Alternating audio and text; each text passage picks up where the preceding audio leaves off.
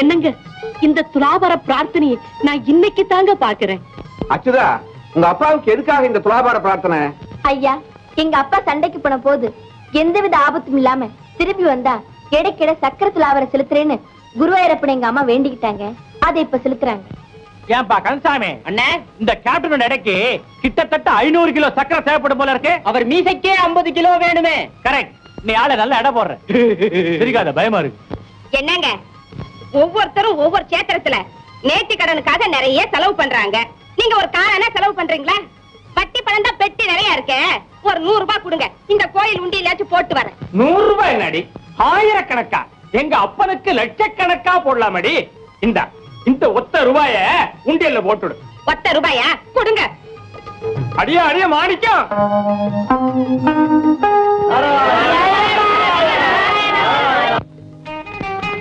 என்ன இது இம்மா வாயப்பயத்தை இன்னத்துக்கு வாங்கி வந்த?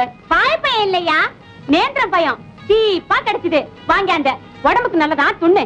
அடாடா, இந்த பயத்துக்கு ஒரு கிளாஸ் பட்டை சரா இருந்தாச்சுன்னா சும்மா அப்போல மாதிரி கப்புன்னு எகிரிக்கிறமே. ஐயா, என்ன அது எல்லாத்தையும் விட்டு கடாசிட்டேன்னு பார்த்தா பயப்படி பட்டை நினைச்சுக்கிற. மினிமா சும்மா தமாஷுக்கு சொல்லிக்கினாண்டி. இன்ஸ்பெக்டர் கையில சத்தியம் பண்ணதுக்கு அப்பாலதான் அந்த கஸ்மாலத்தை டச் பண்றது இல்லையே. நீ இன்னத்துக்கு பயந்து நிக்கிற? மெய்யால சொல்றேன்யா, இப்பதான் உன் மேல எனக்கு ரொம்ப இஷ்டம் வந்துகினே கீது. அதே பேல் தானே எனக்கும். இப்பதான் பிஞ்சாதின்னா இன்ன, லவ்னா இன்னான்னு பிரிஞ்சுக்கினே வருது. பயத்த துணியா நீ துண்ணுமே போனா ஐயா. என்னாம நான் துண்ணா நீ துண்ண கூடாதா? ஐயா, என்னையா அப்படி சொல்லிக்கினீங்க? புருஷன் துண்ணத பொஞ்சாதி துன்றதுக்கு எம்மா புண்ணியம் செஞ்சிருக்கணும். கொனாயா. ஆஹா, மீனேமா. ஐயா, கர்த்தர்வியா மனுஷால் பாப்பாங்க, கம்மின்று. சத்தாம வா, சிங்க சாய அடிச்சுட்டு போலாம்.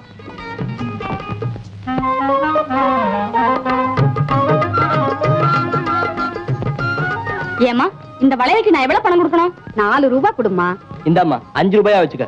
நான் வாங்கினதுக்கு நான் தானே பணம் கொடுக்கணும். நீங்க எதுக்காக கொடுக்குறீங்க? புருஷன் பஞ்சாதிக்குள்ள யார் கொடுத்தா என்னம்மா? நீங்க வாங்கினதுக்கு உங்க வீட்டுக்காரர் கொடுக்காம வேற யாரு கொடுக்கறது? அம்மா, இந்த தம்பதிகள் 2 பேரும் குழந்தை வரத்துக்காக குருவாயூர் வந்திருக்காங்க. நல்ல ஆசீர்வாதம் பண்ணுங்க. அம்மா, நான் வளையல் போட்ட நேரம் சீக்கிரமா உனக்கு வளகாப்பு சீமந்தம் எல்லாம் நடந்து இந்த குருவாயூரப்பனை போல ஒரு அப்பன் பிறக்கணும். லல்லி, என்ன விளையாட்டு இதெல்லாம்? விளையாட்டு இல்லையே, உண்மையை தானே சொல்றோம்.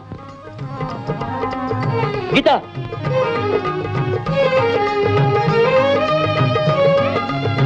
கீதா, கீதா, கீதா.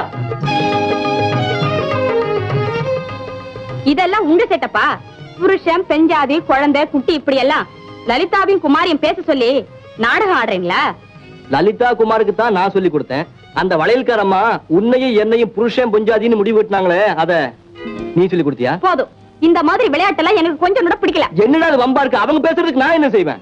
இங்க பாருங்க, உங்க அப்பா கிட்ட சொல்லாம வந்துட்டேன்னு மதுரையில என்கிட்ட சொன்னதுல இருந்தே என் மனசுக்கு ரொம்ப கஷ்டமா இருக்கு. இந்த பாரு, கல்யாணத்தை பண்ணிட்டு நாம 2 பேரும் போய் எங்க அப்பா கால்ல விழுந்துட்டோம்னா ஒண்ணு சொல்ல மாட்டாரு, மனப்பூர்வமா வாழ்த்திடுவாரு. அதெல்லாம் நடக்காது. உங்க அப்பா சம்மதிக்கணும். அதுக்கப்புறம் தான் நீங்க என் கழுத்துல தாலியை கட்டணும். கீதா, நீ என்ன ரொம்ப சோதிக்கிற. ஒண்ணும் இல்ல, நல்லதுக்கு தான் சொல்றேன். நாளை இழுக்கிறையே. எல்லாத்துக்கும் வேலை வரணும்னு சொல்லுவாங்க. ஆறு ராஜா ராணி. அண்ணே, என்கிட்ட இஸ்பெக்ட் ராஜா இருக்கு, அதோட ஆட்டின் ராணிய சேர்க்கலாமா? சரிதான், காருக்குள்ளேயும் தடதானா? டிரைவரும் கண்டக்டரும் இங்க சீட்டாடிக்கிட்டு இருக்காங்க. ஒரு 10 நிமிஷம் உங்ககிட்ட தனியா பேச விட மாட்டாங்க போல இருக்கு. தாராளமா பேசுங்க, நாங்க அந்த பக்கம் திரும்புறோம். திரும்பவே மாட்டோம்.